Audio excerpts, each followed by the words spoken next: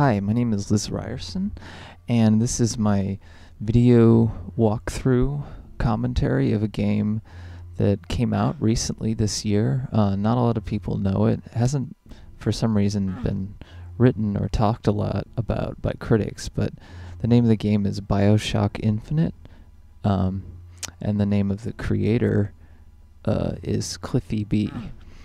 He previously made a game which was kind of a very subdued story about a family and family life, and really was very realistic, and just showed the range of human emotions and in a not a very manipulative or just a very respectful way. And the name of that game was Heavy Rain, but this game, I think he's kind of coming out of his shell. You can see the budget, obviously, is going here. I mean, the kind of unfortunate thing, a lot of AAA games, they spend so much money and that so many of the games are just so brown. And unfortunately, you see that even with the fancy staircases, the early 20th century architecture and stuff. But oh yeah, it's wonderful sound work by the composers too, as you can see there. That's one of the secrets in the game. And here's one of the areas which is really kind of an MC Escher mindfuck. I really just wanted to go up these stairs, but Mr. Cliffy B decided to communicate something about the impossibility of going upstairs here, and it really resonated with me, and so much that I turned on no clipping and just kind of swam around in this area for a while because I liked it. I mean, not for very long, but just long enough to appreciate it. So here we have the second area of the game where you can really see the budget at play, and unfortunately I kind of fell off the building here, which is not a very smooth move, but it happens sometimes in these games, even with the amount of testers and stuff that they have. I guess it's just an inevitability of working on a big budget game like this. There's just so many things that fall through the cracks, but I really appreciate the effort that went into the architecture, even though it's a little unwieldy. And here's where the player sort of enters in a portal where they can, the self-examination begins, and you start to see something about our own sort of internalized beliefs and acceptances of colonialism through shooting people in the face. But the game is really artful about that and how it presents that. Such as like here, I mean, like on the surface you're shooting an eye in the face, but it's really communicating something greater. It's kind of the eye is a representation of one's inner consciousness, and this tower is like sort of climbing this. It's this part of this journey of discovering oneself, and it might be a hero's journey, but it's still communicating something important and interesting to the player. And I like how Cliffy B sort of uses these mechanics even within this sort of game to really reach out and touch the players with his gun. So here you're kind of following this just kind of weird disappearing eye up the tower, and it's a very tense moment and also pretty disturbing. And once you reach the top, you see this area that you just come to, and all of a sudden you're teleported into this like museum of shame, and it's really hard to describe, or really, it's one of those things that you can only communicate with a video game, but it was a really beautiful moment, and maybe my favorite moment in the game. So I really appreciated that.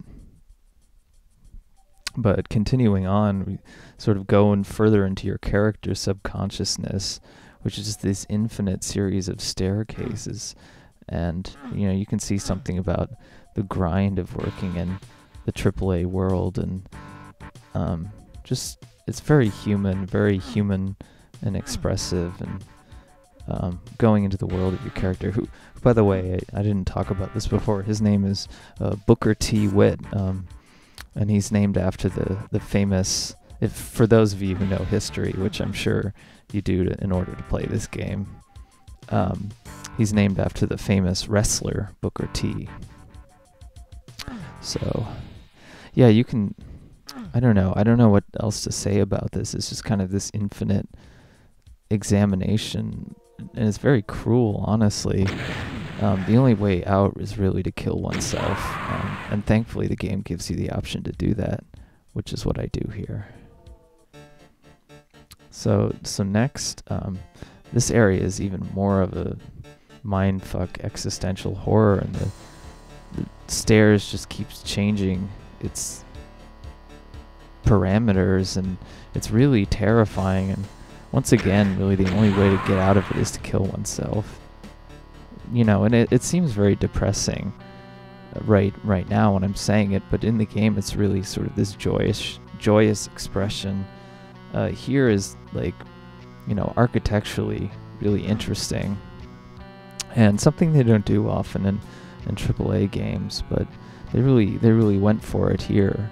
Unfortunately still pretty brown, but once you get out, you sort of see this great generator mass, and your character Booker T sort of has to deal with the world just becoming this larger beacon that contains all these dark ideas about, you know, things that he's internalized about, like, you know, not only racism and colonialism, but homophobia, and, you know, just the idea that someone can make a AAA game that is just like, they can be a mass market game and still express something really meaningful without it being really manipulative and internalizing terrible values. So that's really what you're destroying here, and it's really tremendously beautiful moment, told through the lens of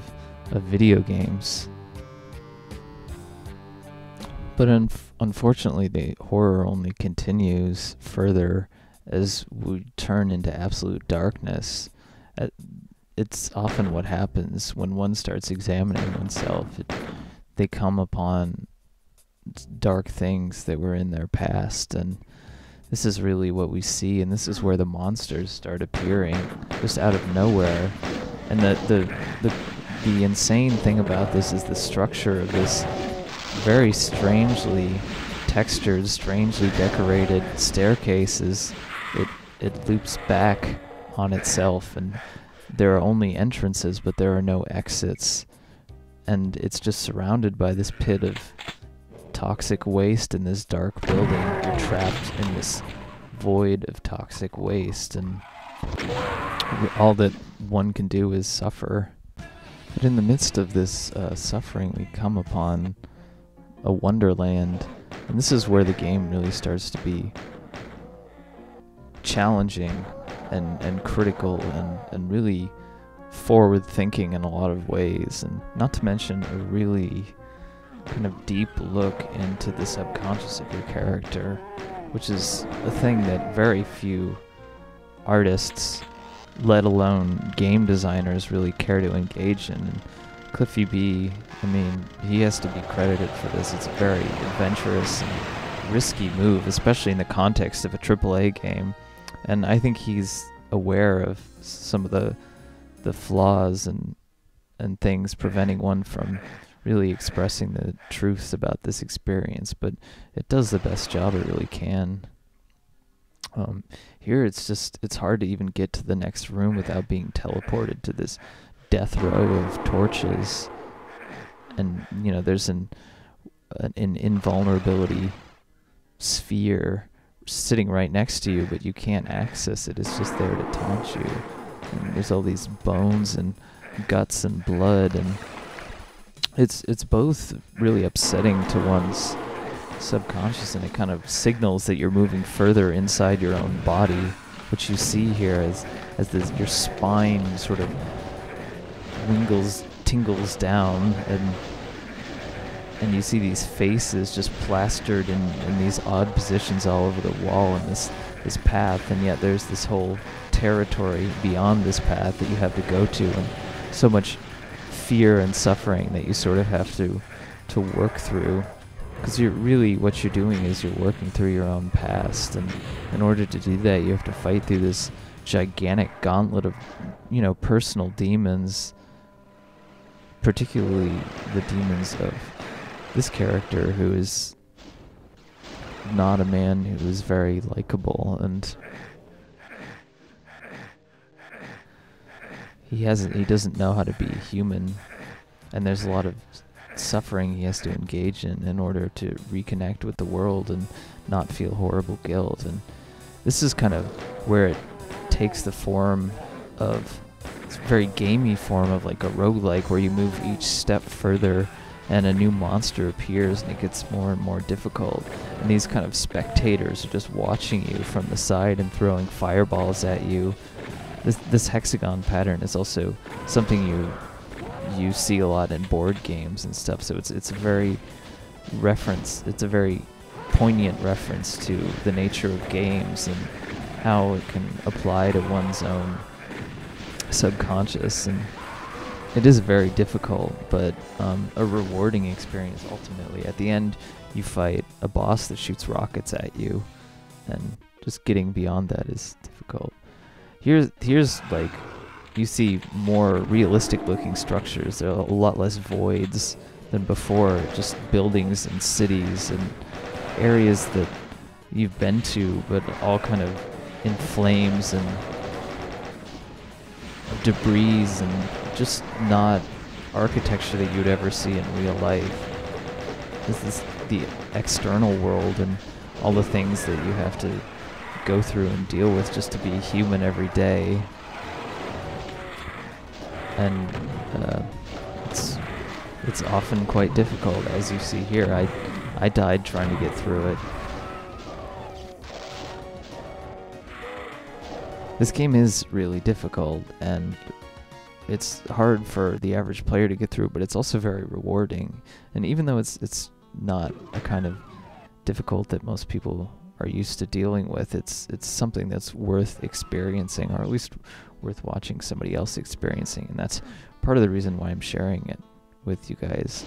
Here you can really see the extent of the budget and energy that went into the attention to detail in this game. Even though, you're just on the surface you're killing monsters, but underneath it's like there's this really just amazing complex architecture, and the juxtaposition of that and that like music, I don't know, it's very thoughtful and not something you'd expect from anyone, but really an artist who knows what they're doing. Just the use of voids too. It's very cartoony, but it's also it feels very real and tangible because it's an object that you walk over, and it's something that video games have offered the promise of for years, but never really delivered on. And it's kind of beautiful to see someone actually taking that ball and running with it. I had to turn on God mode here, which is slang for invincibility, because I wanted to show you the extent, and also the extent of the architecture, and also like it's just hard to get through. It's a very difficult level, and it's very challenging on the CPU also, which is why I had a lot of trouble just even running it. And you can see that in this last area here, this is the final area of the game, and all the weapons that you get in the music, which just sort of signals that you're about to go into this area of enlightenment. There's just all these torches slowing down one's mind and ability to deal with anything. It's just so overwhelming. Frankly, I couldn't get past it.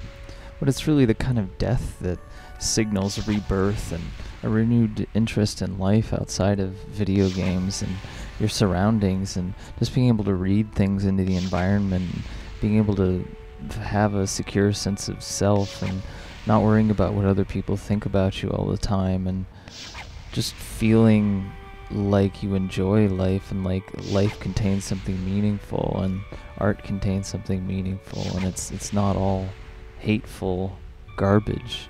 And I think that's beautiful, quite honestly.